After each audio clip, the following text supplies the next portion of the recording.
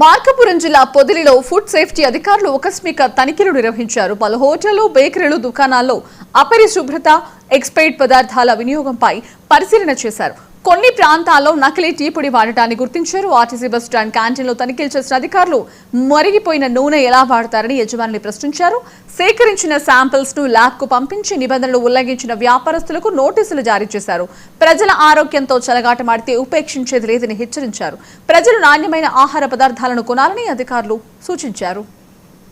భాగంగానే ఈరోజు పొదిలి నగరానికి రావడం జరిగింది. ఇక్కడ పలు హోటళ్లు అన్ని తనిఖీ చేశాము.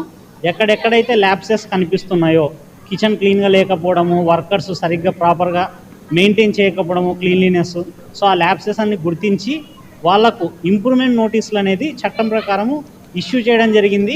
ఆ ఇంప్రూవ్మెంట్ నోటీస్ని మళ్ళీ మేము 1 వీక్ 10 days లోపు పర్సీవ్ చేసి ఇంప్రూవ్ అయిందా లేదా, ఇంప్రూవ్ చేసుకోకపోతే వాళ్ళ మీద కేసులు పెట్టడం జరుగుతుంది. ఇంప్రూవ్మెంట్ చేసుకుంటే అది మేము ఆన్లైన్లో కూడా అప్లోడ్ చేస్తాం అదే విషయాన్ని. దాంతోపాటుగా మళ్ళీ కొన్ని కంప్లైంట్ల మేరకు పొదిలి ఆర్టీసీ బస్టాండ్లో ఉన్న క్యాంటీన్ అన్నింటినీ తనిఖీ చేయడం జరిగింది. ఇక్కడ లోపల కొంచెం అపరిశుభ్రతమైన వాతావరణం కనబడుతుంది కిచెన్లో.